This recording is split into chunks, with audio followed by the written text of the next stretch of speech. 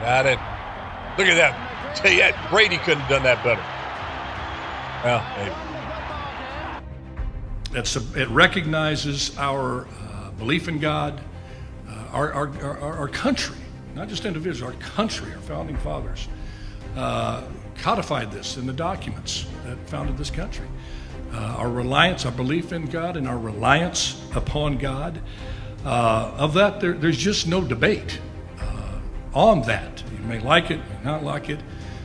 Declaration of Independence, we find these truths to be self-evident, that we are endowed by our Creator with certain inalienable rights, of which are life, liberty, and pursuit of happiness. NFL quarterback. It goes on in the Constitution to the mayor's to say office. we And are putting now, together this Constitution behind in the mic temple at to secure the KXDX. blessings. This is the Alan Autry Show. No retreat. And so, my fellow Americans, ask not what your country can do for you. Ask what you can do for your country. Mr. Gorbachev, tear down this wall. What the hell's going on out here? Everybody grabbing out there. Nobody. That the only thing we have to fear is fear itself. Today, I consider myself the luckiest man on the face of the earth. I'm not fearing any man. Mine eyes have seen the glory of the coming of the Lord. So, 5 seconds left in the game. Do you believe in miracles? Yes! Unbelievable. We are live. We are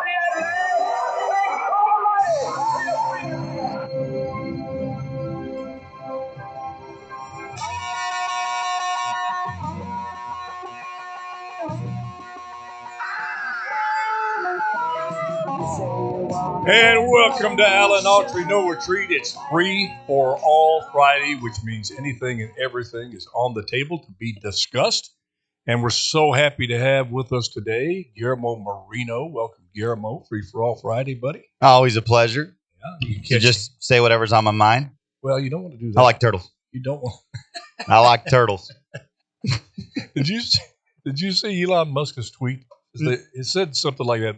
You should say what's on your mind. And he put, "This is what's on my mind." And it's all of these images that are just so you got a unicorn here, a mathematical formula over here. It's just like 15 different things going. That is his mind. And Genius. it's genius. Hey, man, life is unpredictable. It is, yeah. And yes, I will probably be accused of being Captain Obvious with that statement. You're going to make fun of my shirt? It never ceases. No, it's not sure. Oh. I can't wear that. It's European. Is it? Yeah. European? It is. It's got this Don't French. you be peeing in here, man. European, I'm a country. Free for all Friday, Good. man. That was good. That's good. No, but it never ceases to amaze me. Just when you think you have some figured out, you're just dead sure of the way certain things are. You have some information, you make a statement, and you take a position, and then comes something out of left field, something crazy that just takes you off of that position. You go, huh? Say what? And the latest for me is if you would ask me in this dysfunctional, out of control, going down the tube state in so many areas, from education to the economy, you name it, we're not leading the nation in anything except in stupid behavior. We're probably leading the nation, maybe in the world, in California. You're going to have all electric cars by 2035 when you don't even have a grid that can keep your air conditioner on. One air conditioner only shut blackout. But so off that. But if you would have told me that leadership would emerge somewhere in this darkness in terms of, say, public safety, in a defund the police era, in these George Soros appointed, basically, they went through an election, but the election was bought by George Soros, DAs, that the leadership would come, true, courageous leadership, willing to lose his or her job to do his or her job, It would not surprise me it would come from the mayoral platform, because in New York it happens all the time. The mayor of New York is probably more consequential than the governor of New York. Agreed. Yeah. Right? Oh, yeah. Guillermo, certainly during 9/11. Oh, absolutely. You have the earthquakes in northern and southern California. The mayor calling the shots there more so than the governor. They are two of the first responders.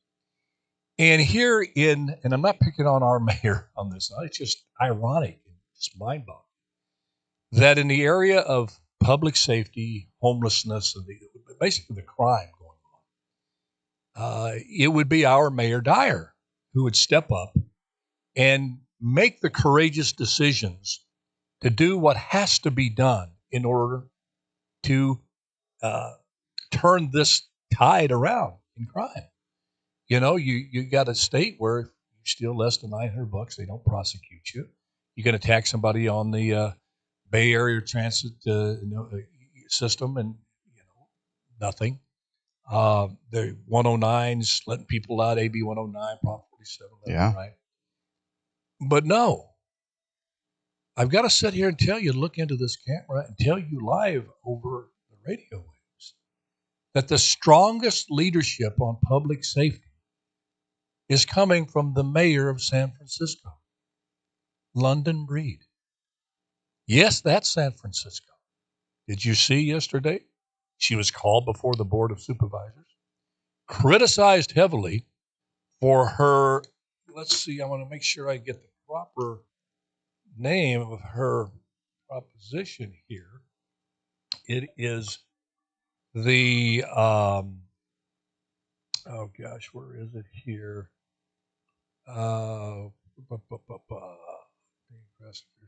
Her controversial policy, it's got a formal name to it, but it's a policy to arrest and detain drug users to get them into treatment against their will.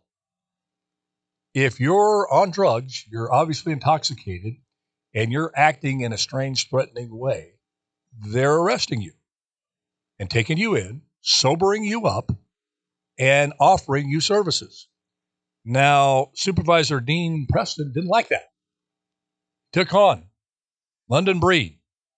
And London Breed was going to us. She played the race card. Quote, she said in retort to Dean Preston, supervisor, quote, white man who's talking about black and brown people as if you're the savior. He says, you don't live. You're not living this, she told the supervisor. And she's right.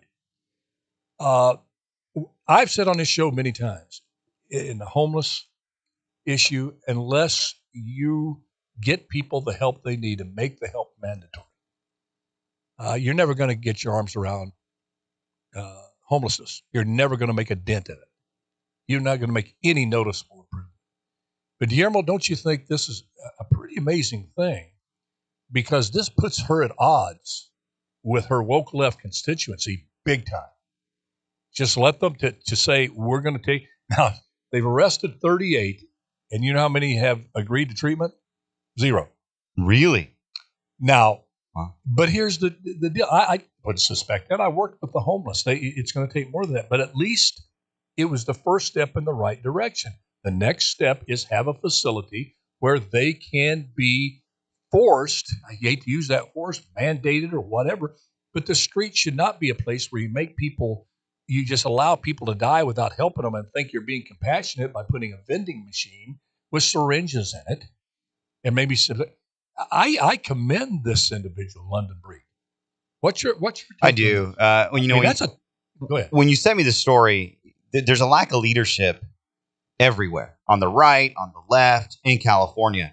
So we all know what has to be done. And it's really amazing. I thought this type of leadership would come out of a conservative mayor. Yeah, really. No doubt. Hey, listen, where Steve Brandow tried to do it in Fresno. Remember, Steve Brandow said, "Hey, listen, you're gonna get taken in. You're out there on the street." Oh, and everyone was so mad at Steve Brandow. At the end of the day, I think there's a certain level where even the left has to say, you know what, we're going into Crazyville. Someone has got to be the adult here, and they've got to make that first step. The funny thing about leadership is once someone actually becomes the leader, they pave the way. They're like that battering ram. No one wants to be first. No one wants to be first. So when first does happen. Exactly. Well, they're doing it now. Even though, and I'm going to bring it back here to Fresno, even though she's doing that, I tell you, I'm not sure mayors around California would have the guts still to follow her lead. I wish they would, but you have something that is a pressing need, and you got to be tough. This is tough love. You know, we need to be compassionate. We are, but at a certain point in time, they need that tough love. And you know, the ACLU obviously all over her for this. I don't know what thought process it just that she went through. It's just it's astounding to me. It's the profundity of her decision to do this just caught me out of left field. I'm going, what? I don't know what stereotype I had in mind. Well, she's governed very, very far left in San Francisco. She started out with, hey, just housing first. We got to have to learn to live with the homeless, the compassion that goes with that. Our hearts all go out to the homeless. But it's an issue that your quality of life in every neighborhood is going to be affected because there's just too many. There's too much mental health, problems going around combined with the addiction issue. And it is just producing more and more and more of people out on the streets. And as the economy gets worse and worse, that situation is going to be worse and worse. And you're not going to get addicts, many of them, to say, raise their hand and say, yeah, I'm going to go get treatment on my own. That's why I think it was Prop 47. That was where it was doomed for failure. Give treatment rather than incarceration. Well, the option. Well, they were given the option, a minuscule amount of these folks who had committed violent crimes, many of them, took the option of treatment. They were just let go. And we see the crime, what's happened here in this state. So I think hopefully this is a step forward. It will start creating a backbone in some other public officials because this issue is going to continue to go worse and worse and worse. And I tell you, I'm going to make a statement that almost nobody agrees with now. Few that do. But certainly my libertarian friends don't agree with it. This whole thing, war on drugs, it should have never, first of all, it should have been fought like a war, like the health and the freedom of our country depended upon it, which it does. You get a country addicted to drugs and alcohol, you go by the way of Russia. When Russia, at the end of the Soviet Empire, by most estimations, over 90% of their workforce were drunk. They couldn't produce anything. They couldn't compete on the market with anybody. They didn't make anything. They were just drunk. The vodka. Here in this country, the war on drugs, especially our kids, getting addicted at such an early age to marijuana, fentanyl, Adderall, all of this stuff out there. The worst thing we ever uttered, the worst ideology we ever bought into was the statement, you cannot win the war on drugs. Let's make it all legal, make it all pervasive, and then that'll take the profit out of it. Fundamentally, that was a flawed mindset from beginning to end. Here you have marijuana is legal here, even for recreational use. That hasn't stopped the illegal trade of marijuana.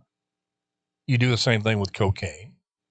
My thing is fight it like a war. What's your thought? I don't think you're probably going to agree with that, but you can win the war if you fight it as a war. A society has the right to say, we do not want this particular thing. That's why we have laws. If you can let anybody do whatever they wanted to, we collectively feel that drugs of this nature should be wiped out, taken off, attacked at the source. You don't mean like have military people out there. I believe by any means necessary, this fentanyl, you tell China, look, there's a new era in the United States of America. Yeah. You and the cartels, China, the powers that be there, partnering with the cartels to send fentanyl over here that at this moment is killing over 400,000 Americans and counting. We're coming after you. We're cracking down here, and we're going after you. Game over. Yeah, no, with the drugs, yeah, you absolutely have to treat it that way, especially coming in from the southern border and our ports as well. It's not just coming in from the southern border. But like, we go and we provide protection for other countries and we secure their borders and anything coming in and out. I absolutely agree. If it's going to be war on terror, got that W. If it's going to be war on drugs, you absolutely have to you need to fight it like a war. You have to have a game plan. You have to have a strategy. You have to have benchmarks. You have to know who your enemy is. And I think that's one of the biggest problems with the drugs. Who are the enemies? Who's supplying it? To truly win a war, you got to defeat the enemy, right? But here on the war on drugs, you got tons of enemies. Well, when you and some are even American. Well, when Reagan unleashed the DEA on the drug yeah. dealers, it took, because I was in LA at that time, and I was doing things I shouldn't have done. And it was hard to get cocaine. We got it, but it was very expensive back then. $100 for a gram, a little thing like that. And you had to do a little bit of searching around. You had to try to find a dealer because there was some pretty severe consequences on those dealers. Okay? You flash forward to today and you ask any teen how long it would take to get them cocaine delivered to them, marijuana, sure, but cocaine. He said within 15 minutes. Wow. It's become that pervasive. And you mark where the war on drugs ended because people adopted this, let's make everything legal, stop fighting it, you're not going to stop it. And to today, when you have a drug epidemic that literally is threatening the very foundation of this country. I mean, when a kid starts using at 10, 11, 12, 13, they really have very little chance of being a productive member of society. It's tough when they start at 18, 19, 20. But, the truth will set you free, but first it'll make you miserable.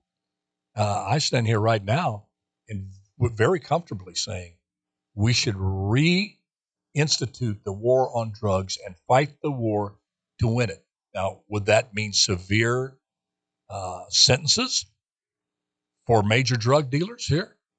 Absolutely. Now, which begs the next question. You'd say, Autry, what constitutes a major drug dealer?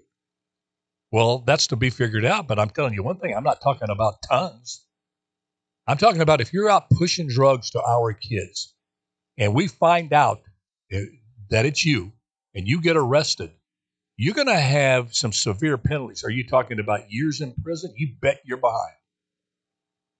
That's how you solve it. If you don't have a deterrent, a punishment that overrides the access to this easy money that these drug dealers are used to getting.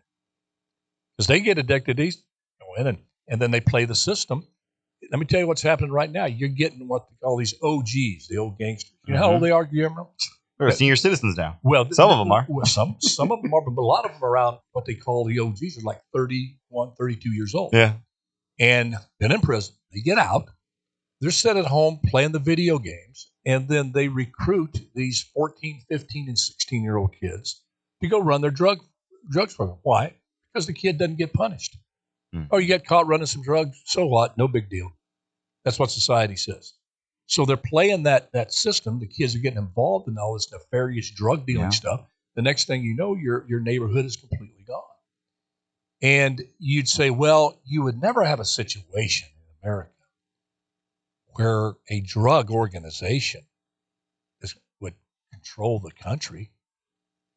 Well, I doubt at one time the proud people, the faith-based people, the wonderful people of Mexico ever thought they would have an organization of bandits pushing drugs to kids and human trafficking little girls that they have in Mexico with the cartels. That country was so submissive, permissive of drugs and the drug trade that they, as my dad said, mess-assed around and lost their country. Yeah, they did. And you'd say never here? I mean, it's anyway.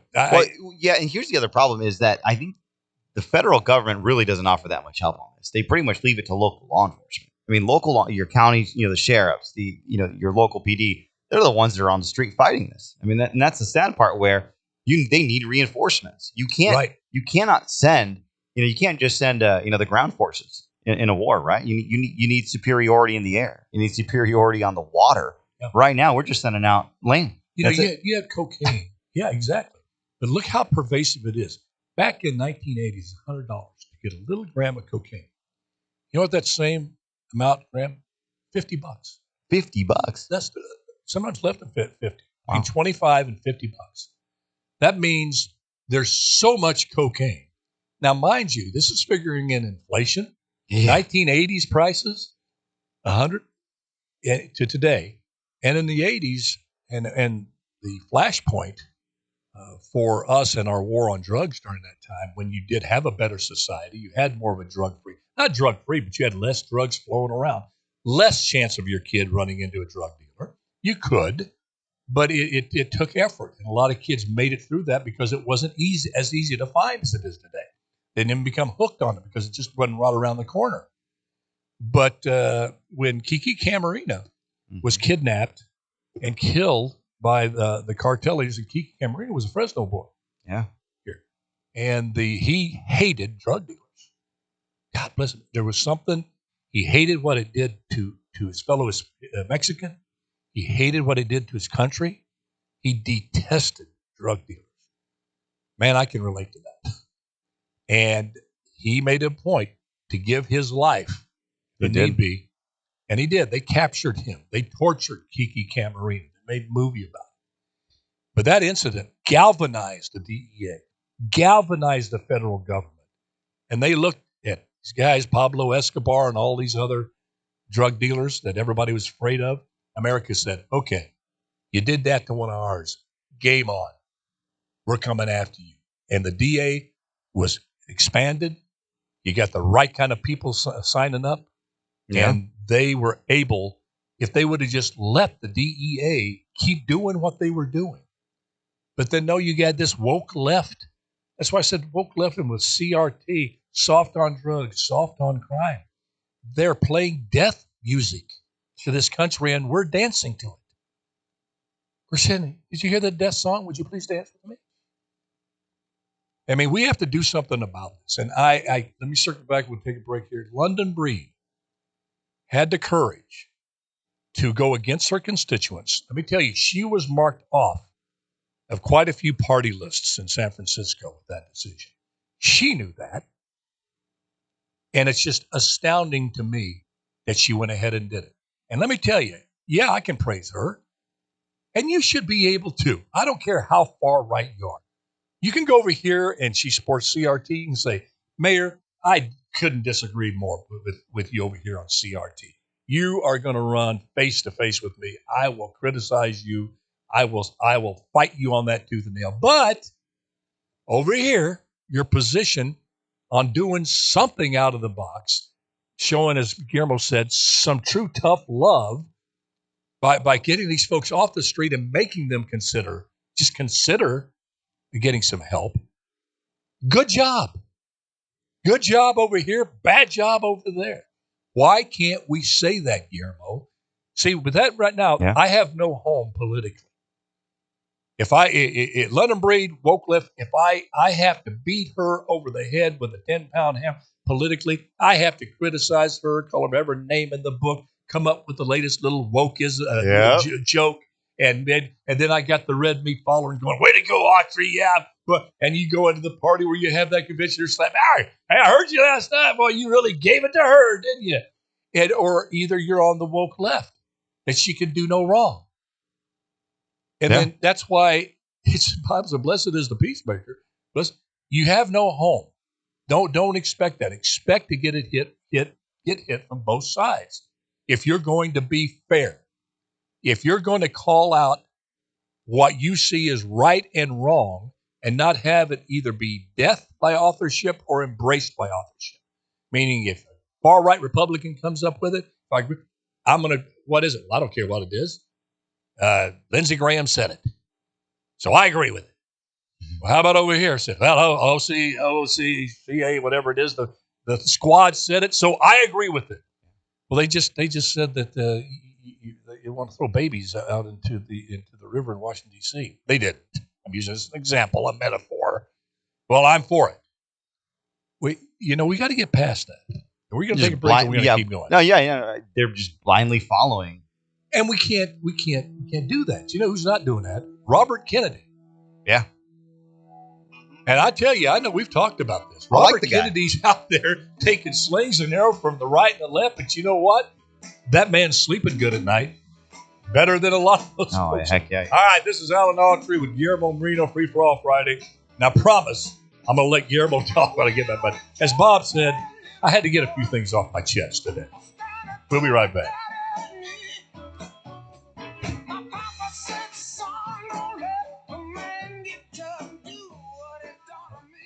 When we come back, I'm going to turn it over to you. Okay. The budget. Okay. Now, $250 million went to $50 million. And will we ever see City of Fresno, the other $200 million? Well, you called him. There was no way. They were going to redline. It was just how much of that were they going to redline? 50.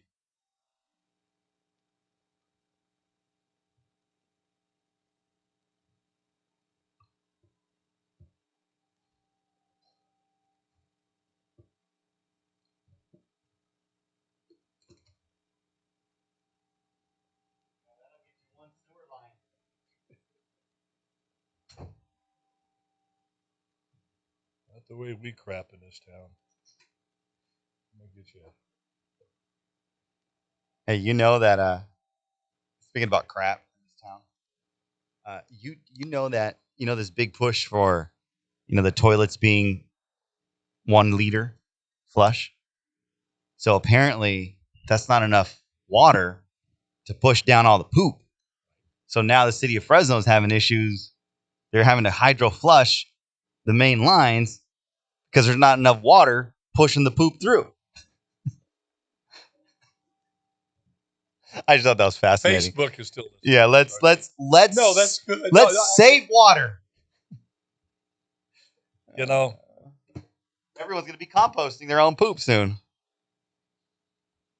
Just when you think it can't get any weirder. Wait until you know. I mean, you can't find. You know how they do those urinals that are zero flush urinals? Yeah, zero flush. Yeah, urinals. It's So a bidet is out of question for me. Oh yeah, those out of question. A bidet, a bidet, bidet. Well, you put your boutte down into the bidet, right? Oh man, have you ever tried one? One time. Oh, they're weird. I liked it too much.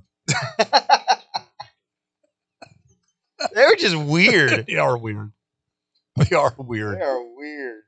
Oh my gosh. That's why they have white peas. Well, you know what bothers me though, is the fact that they take that water and do it, run it through the treatment plant, and we're drinking that stuff. It's bad when you have a glass of water, then you got to get one of those pictures. You feel something between your teeth. That's so gross. You know what? I spent a ton on bottled water, which is probably coming from, Chicago's sewer system that they package it. And I'll only drink bottled water. Here we go.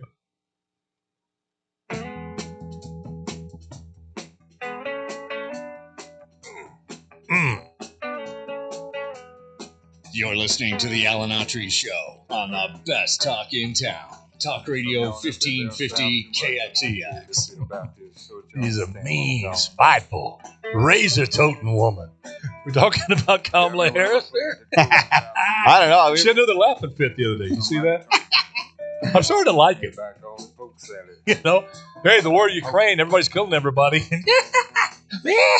She really... Oh, she went off, couldn't control herself. I know. Hey, the word oblivious. Miss Oblivious. She's oblivious. Ignorance is bliss. It is. Why does she want to go through the process of learning issues, being informed?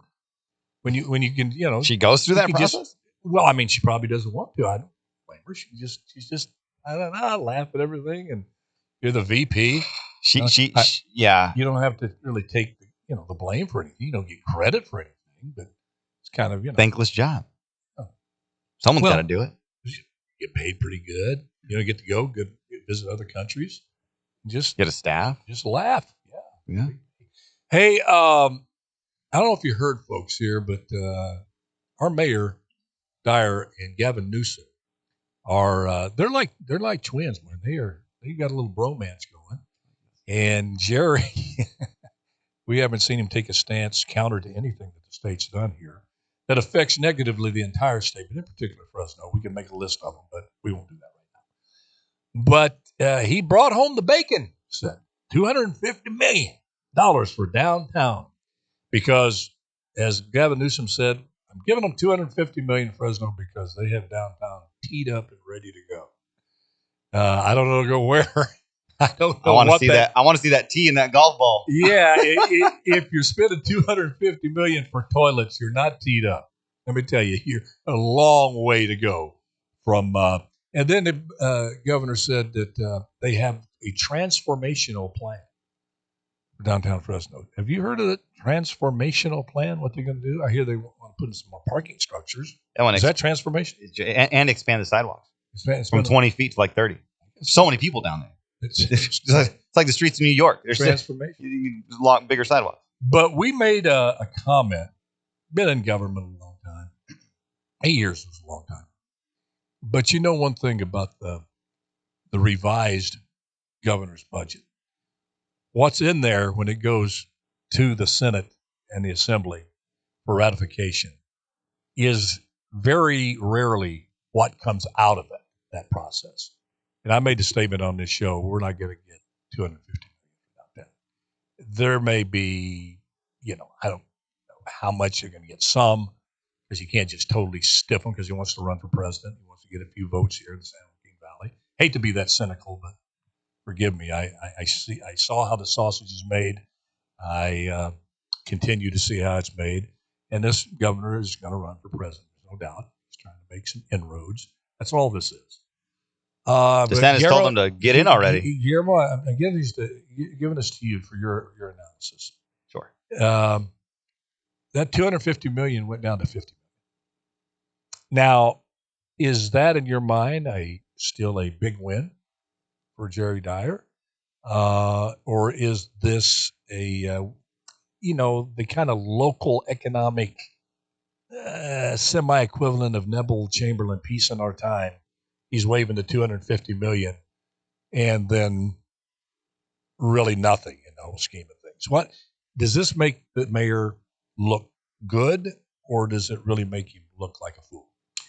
It doesn't make him look good. I think it does make him look. I think it does make him look foolish because at the moment they announced, "Hey, you're getting $250 million," it's almost as if the mayor and the administration needed a win. I mean, they announced it like, "Man, this is a historic gift. This is really gonna put downtown on the move." They oversold it. And a part of you has to think about, why are they overselling something that we know isn't even that great to begin with? And then to come down and say, you're not even going to give that you were all excited about. I think downtown, remember, following that, then you had the entire Bitwise scandal. So downtown, unfortunately, is now in an even worse position than it was pre-gift. And I believe in God. I believe in, it's almost as if, people, I don't want to say they're doing wrong, but you can't lie to people and say, this is going to transform Fresno. This is going to, the mayor's got downtown front and center. It's a priority. And I think the reality is we're seeing that it's not a priority because there's really no plan. You can say, I want downtown Fresno to succeed, but without a plan, it's just not going anywhere. But I think it was very, very foolish to count how does that saying go? Count the chickens. I can't be fooled. Yeah, but see, and that's why I'm not being cynical.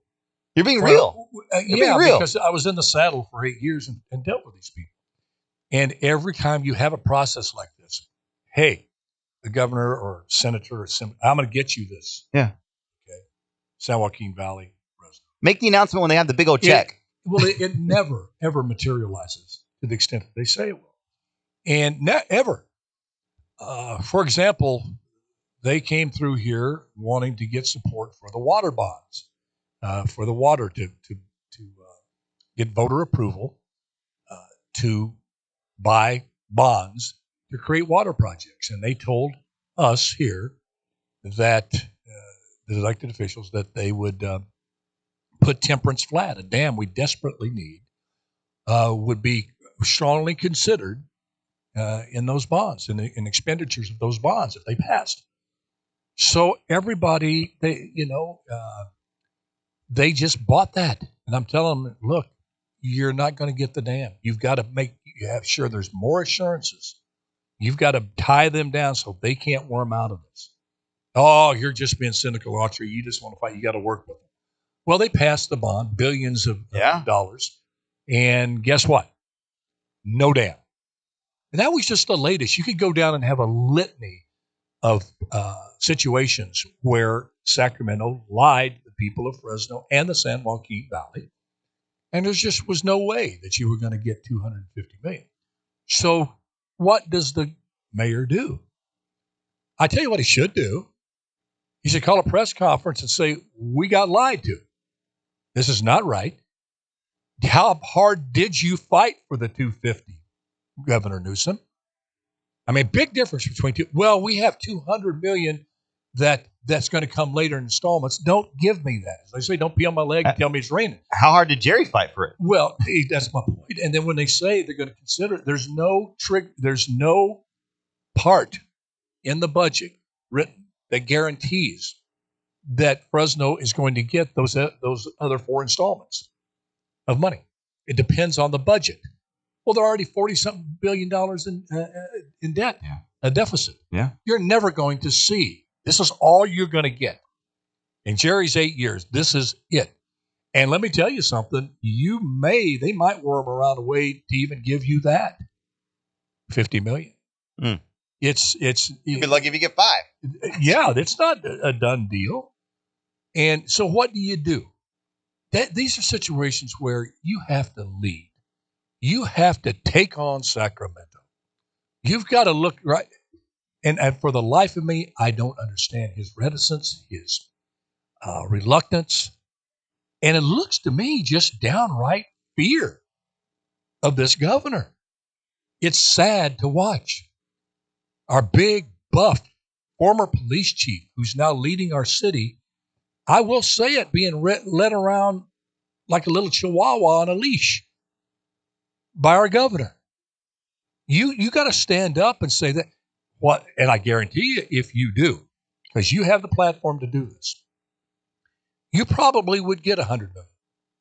You'd probably get another 50.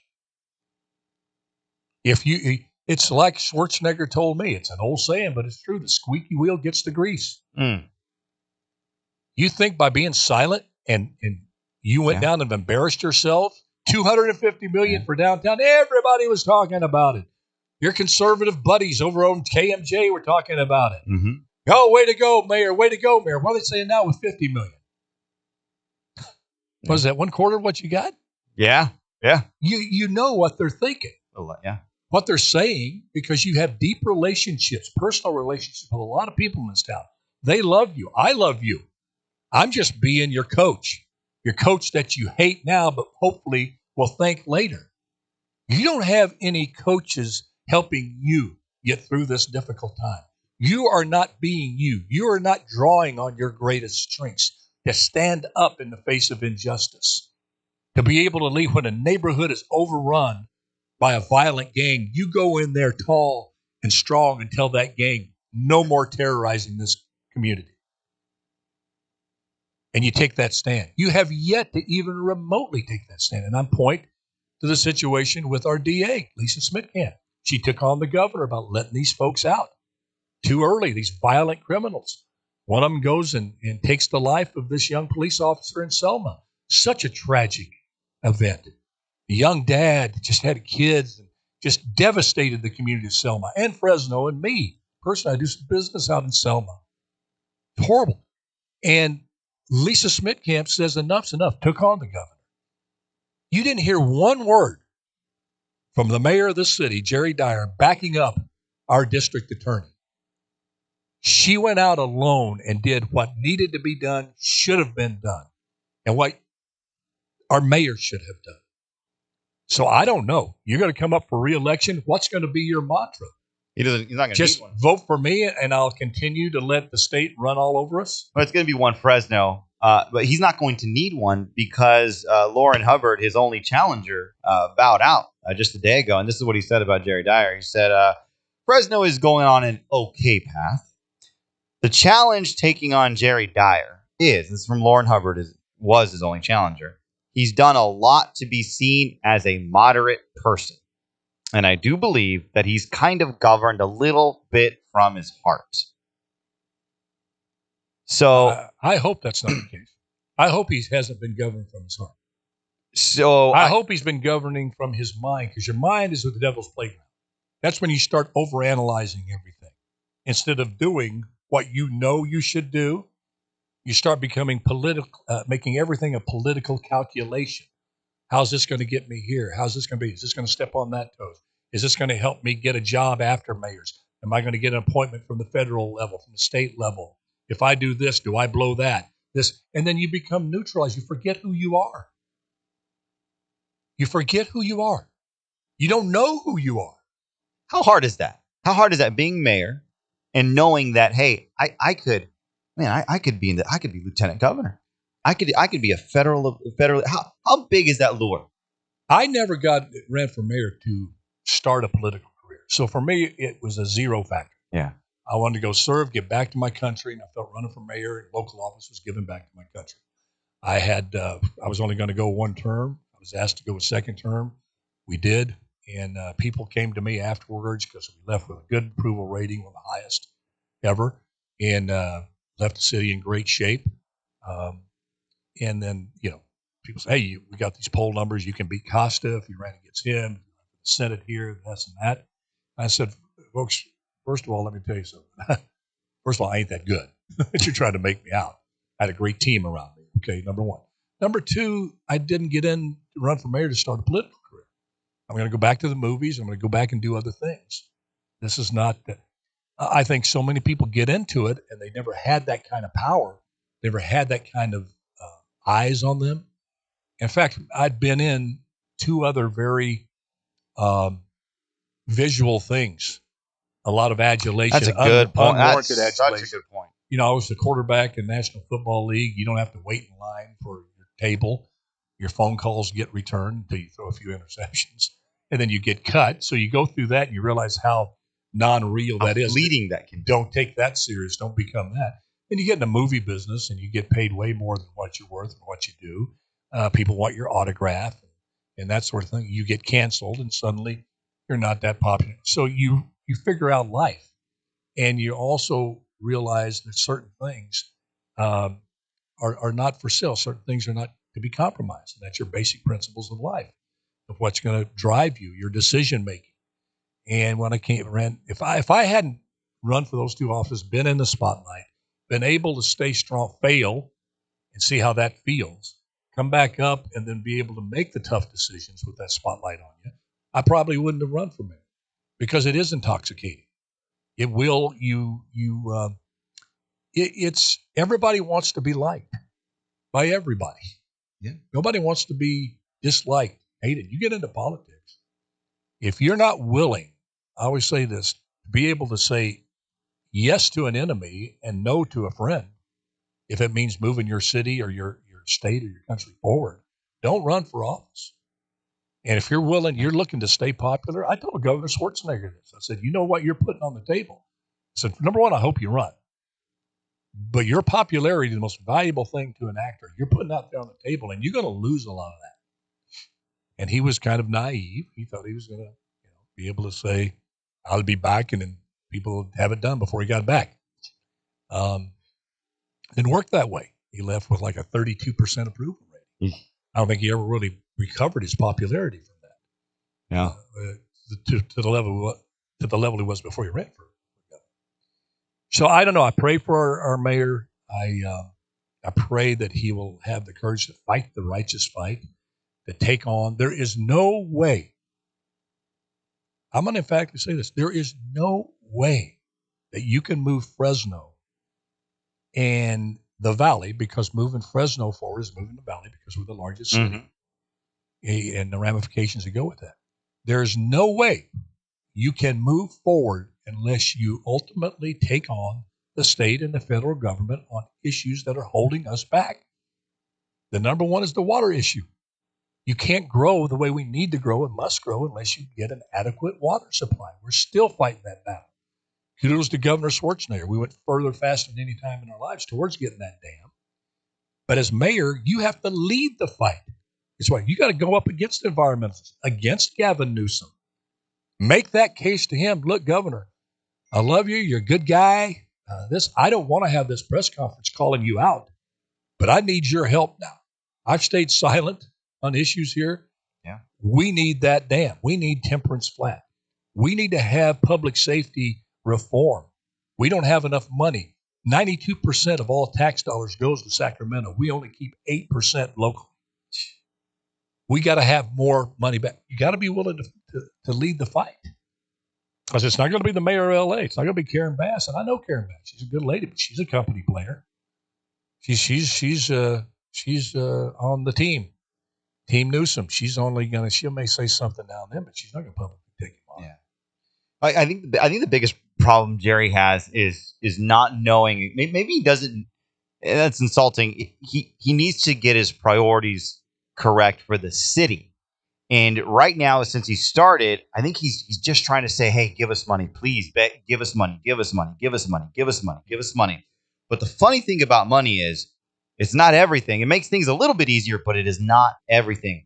Fresno cannot be bought. What Fresno needs is, you need that advocacy. You need a vision, and it can't be a general, vague one Fresno vision. He's got to set forward, and he's got to say, listen, this is what we're going to do. We're going to either rebuild Fresno. Fresno needs to be rebuilt, or we're going to build Fresno, or we're going to move Fresno. Fresno we're stagnant. That's where we're at right now. I think he's just trying to get as much money as he can, because I think Jerry believes that money can solve problems. And I think we're all learning it can't. Money alone will not solve all the problems. That might have worked when he was police chief, right? Give me more money for my department and I can do X, Y, Z. I think he's taking that same method forward. And here, that's why he's begging everyone for money. It can be part of the fuel you put in your vision tank, but it can't be the tank. It can't be the vision. That's become his vision. And like you said, you're never going to get enough money. You need to get amen. You need to get what is rightfully yours returned in a percentage that is reasonable and allows your city, not just Fresno, but every city in California, small and large, to move forward. You're getting fiscally raped by the state and have for decades. And on this show next week, I'll talk about Proposition 1A, which I negotiated with Governor Schwarzenegger and Mayor Hahn of LA, which stopped that robbery. But by the time we stopped it, there was only crumbs left on the table. But I think our mayor tends to overthink things. And I'm not saying don't be thoughtful, don't do your due diligence, but I do feel, and I've sensed that and known that for quite a long time. I think he tries to be all things to all people, and he does feel that money and government is the solution to everything. Mm-hmm. And that's a left-leaning ideology. Yeah. And they've gotten in the hotel business, they've gotten in the apartment business, they've gotten in the theater business. We're going to cure homeless. Yeah. Rather than getting all the organizations together that are working with the homeless, just giving them money and get out of the way. Amen. Rather than saying, look, I as mayor, as a government, I'm going to solve the homeless problem. Remember the famous quote? In 2 years, I believe it was. You're going to wonder where all the homeless went. I held my head going, Jerry. Yeah. Mayor, don't do that. Don't. But it is that ideology. And so that's what I'm saying. I don't know if he knows who he is. I think he's farthest thing from a fiscal conservative.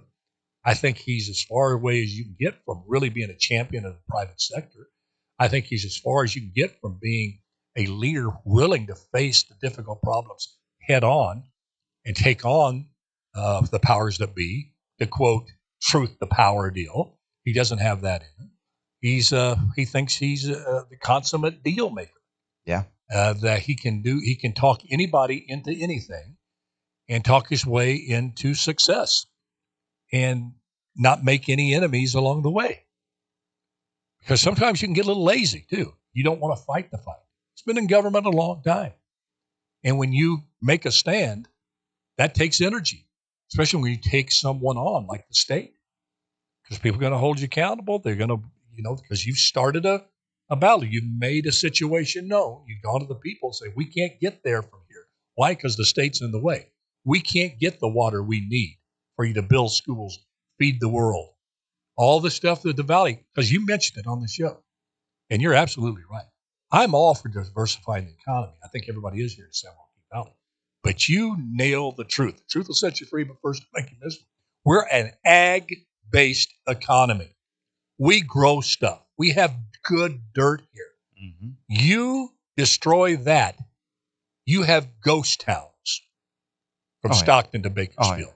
Bakersfield, like, well, we got oil up here. You don't have enough oil to do. You're dependent on, you ask Kevin McCarthy, on agriculture, just like us here in Fresno and every little town in between.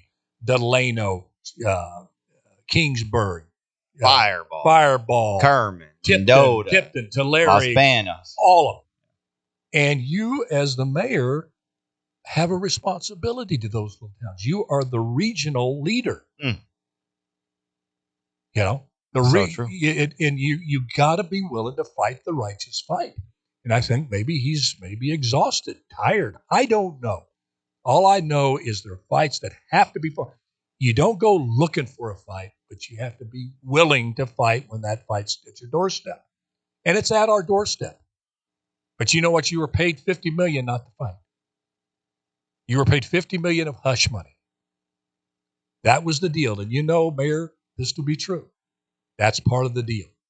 We're going to give you some stuff here, little thing here, little crumb here off the table, another little crumb here. I'm going to tell you how great Fresno's doing compared to LA. Don't mind doing that. I'm going to tell you, have your downtown teed up and ready to go. You got transformational things going, although I don't know a darn thing about downtown. I'm going to say these things. I'm going to make you look good, make you sound good. Here's the deal. But here's the deal. You can't criticize me ever. That's the deal Mayor Dyer's made with Governor Newsom. And pretty much the powers to be in Sacramento.